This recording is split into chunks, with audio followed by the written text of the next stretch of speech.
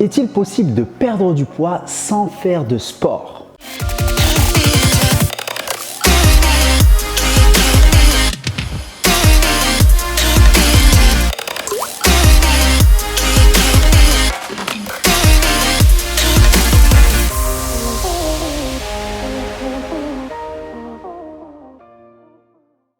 Bonjour, ici Morad Hassani, coach mental et expert en perte de poids durable. Aujourd'hui, nous allons voir est-ce qu'il est possible de perdre du poids, perdre du gras sans faire de sport.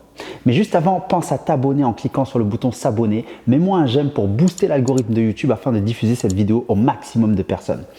Alors, est-ce qu'il est possible de perdre du poids sans faire de sport? Ça, c'est une question qu'on m'a beaucoup posée. Est-ce que je peux perdre du poids sans faire de sport? Alors, la réponse est oui, on peut perdre du poids sans faire de sport et on va voir tout ça en détail.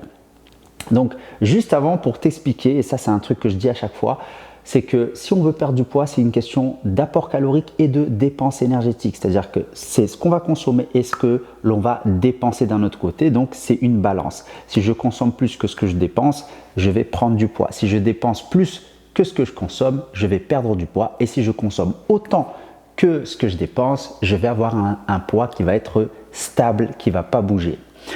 Donc, si on part de ce principe, ça voudrait dire que si je ne veux pas faire de sport, donc en gros, je ne vais pas beaucoup me dépenser, ou du moins, ça va impacter sur ma dépense énergétique. Pas sur mon apport calorique, mais plutôt sur ma dépense énergétique. Parce que lorsque l'on fait du sport, on va dépenser de l'énergie et des calories. Donc, le but, c'est de pouvoir continuer à perdre du poids sans faire de sport. Alors, comment faire du coup pour perdre du poids sans faire de sport? Eh bien, il y a plusieurs solutions.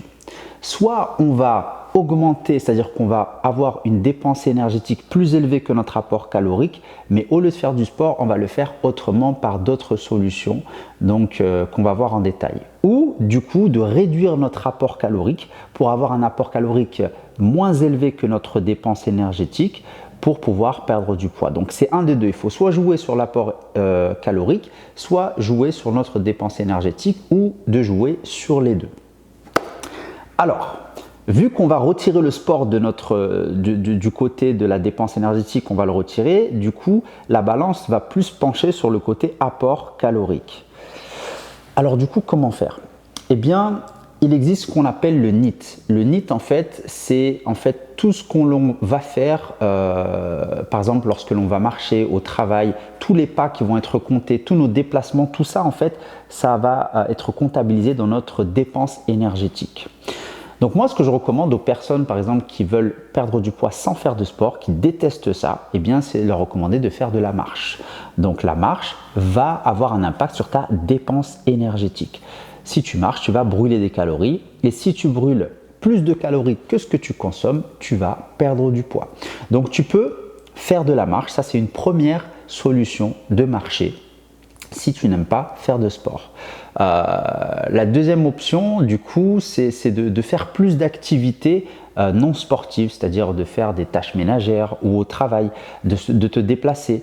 Au lieu de te déplacer, par exemple, en transport en commun ou en voiture, eh bien, c'est de te déplacer en vélo. Donc, en fait, tu n'auras même pas l'impression de faire du sport parce que tu vas te déplacer pour aller au travail. Donc, il y a beaucoup aussi de personnes à qui je recommande de se déplacer en vélo ou de marcher, encore une fois, si ce n'est pas très loin du domicile. Donc ça peut être une deuxième option, c'est de se déplacer en vélo ou à pied au travail et lorsque l'on va faire ses courses ou autre. Ça peut être une deuxième solution ou même que l'on peut additionner avec la marche que j'ai recommandée tout à l'heure. Donc là, on est toujours sur le côté dépense énergétique. On est du côté dépense énergétique. Ensuite, donc si on veut perdre du poids sans faire de sport, on peut aussi jouer sur notre apport calorique. C'est-à-dire, on va réduire notre apport calorique, on va manger moins. Si on mange moins, forcément, eh bien, on aura plus de chances d'avoir une dépense énergétique plus élevée que notre apport calorique. Du coup, ça crée un déficit, ce qu'on appelle un déficit, et on va avoir plus de chances de perdre du poids. Donc voilà les différentes solutions qu'on peut mettre en place pour perdre du poids sans faire de sport. On peut aussi augmenter son métabolisme Mais bon, ça va pas être non plus un impact énorme, c'est-à-dire de fragmenter ses repas, de faire plus de repas pour justement,